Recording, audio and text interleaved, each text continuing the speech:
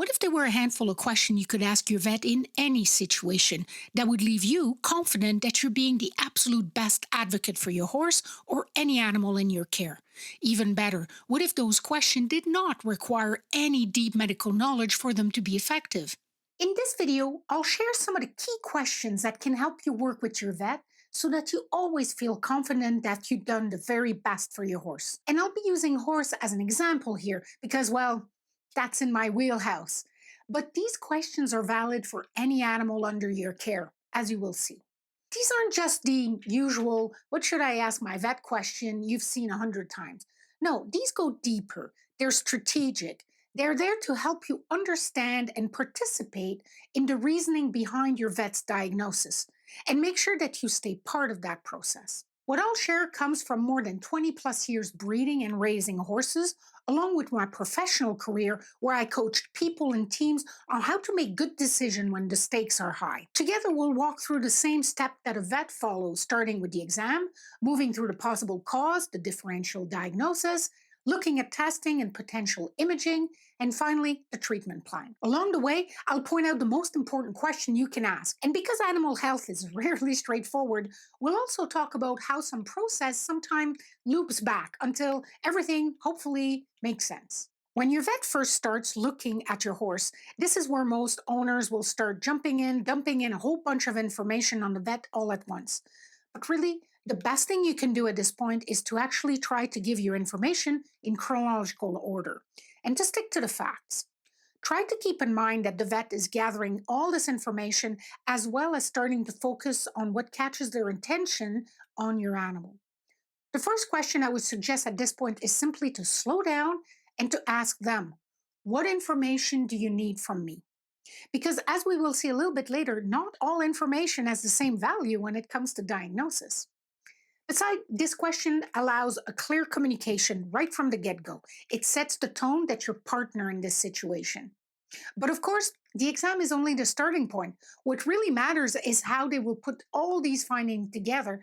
And this is where things can get tricky because the same signs can point to different problems. So let's look at how we can support the vet as they work through the differential diagnosis part of the process. In decision making, just like in diagnostics making, it's important to look at a broad range of options and then narrow it down. Looking broadly prevents at least two types of cognitive bias, the recency effect and the confirmation bias. The recency bias effect basically is when the last situation you were in has a disproportionate impact on how you think about the current one. I'll give you an example in just a minute. The confirmation bias, that one is much more well known. That's when you get one idea, one option, and you cherry pick the fact to fit the favorite explanation. In both cases, one could miss the larger picture, and the quality of the decision or the diagnosis could be greatly reduced. I've had a vet once start explaining to me that the reason my mare might not be getting pregnant was because her oviduct might be plugged. It's a thing, it's not very common, but in this case, he went there as his first suggestion because he had treated a mare with that very issue the previous day. Now, he had enough self awareness to realize this, and he quickly explained that there were probably other things to consider first. A way to understand how broadly your vet has looked at your animal and the diagnostic is this. You need to simply ask them what are the various hypotheses that they're considering in their evaluation. So one question could go like this. What are the two or three possibilities you're considering and why are you leaning toward one more than the other? This could set your mind at ease that they're looking broadly enough, and it could also start a meaningful conversation that can take you through their thought process. Here's another set of questions that can help with confirmation bias. I keep coming back to confirmation bias because it's so common. And the reason for that is that it's the flip side or the evil twin of our amazing ability to pick up on patterns. So the basis for a good differential diagnosis is to ask the following questions. Are there any symptoms or signs that don't line up with this diagnosis? Is there something that doesn't quite fit or that bothers you with this whole picture? Is there something in the timeline of symptom that doesn't quite fit? I think it's a good one to ask because vets are under a lot of pressure to get it right the first time, and they also know that they need to display some amount of confidence in order to reassure us, the owner. So asking them these questions give them permission to voice or explore what they might be thinking, but maybe not saying out loud. Let's be honest here. I've had maybe 40 horses in my life, and horses being horses, I had my fair share of experience with various issues, that's for sure. Vets, on the other hand, will easily see over 40 horses in a week. And it's this experience on top of their training that makes them such a valuable part of the healthcare team. But sometimes they suggest something that you feel is odd or out of the blue, maybe even rare, or that you've never heard of. And it's perfectly normal to be skeptical. So, a useful question at this point could be: have you seen a lot of this? Is this common? Or when was the last time you got to treat a case like this? Sometimes these questions allow both of you to reflect on the likelihood of the diagnosis. It's a good old saying, right? If you hear some hooves clip clopping behind you, what do you expect to see when you turn around? A horse or a zebra? I mean, if this condition is rare enough, one has to be realistic and admit that the evidence needs to be pretty strong to support it over something more common. It's the principle behind Occam's razor. By the way, if you're wondering how to keep track of all these questions, don't worry, I got you. I put them all in a PDF format, so no need to take notes.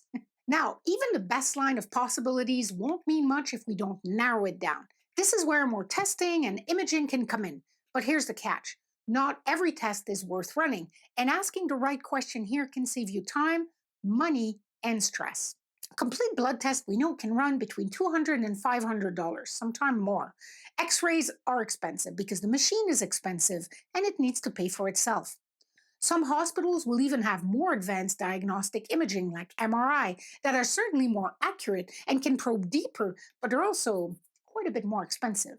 Now, if you're watching this channel, I know you love information, and I'm certainly guilty at times of being a bit of an information hoarder. But when it comes time to making important decisions, it's so tempting to accumulate as much as possible. We feel like if we have more information, we will make better decisions. That somehow more information will reduce the risk of making the wrong one. But it's an illusion. The reality is that not all information is created equal. Some information is far more telling and useful than other, and it's the same thing for diagnostic tests. I see diagnostic tests falling into two main buckets: the test that helps with the diagnosis, and those that either support the diagnosis or the curiosity of the vet and the owner. It is part of the expertise of the veterinarian to know what key test or imaging is actually needed to support the differential diagnosis they're working on. Keeping that in mind, I think it's entirely acceptable to ask questions such as: is this the simple test we can do to confirm or rule something out? How will this test result be used to help you make the diagnosis? Or what piece of information are we trying to get with this test? The other question that I think more owners should ask is this one: how definitive is this diagnostic test? Will this give us a clear answer? There's nothing more frustrating than running and paying for a test and being told that, well, it wasn't really conclusive. For example, in my experience, sending an aborted horse fetus for necropsy generally, sadly, yields no result, no definite answer. If one of my mare aborts, my main concern is to know if this is an infectious cause and if it could spread to the other mare, cause them to abort. So, to rule that out, a few tissue samples is enough to run some tests. I don't need a full necropsy done. Other, of course, than for my curiosity, and I admit the hope of maybe having some sort of closure. Another important question I have asked very regularly, and it saved me a ton of money, is this one: what will this diagnostic test result change to the treatment plan? Or a more open ended question could be: what impact will the result of this test have on our way forward?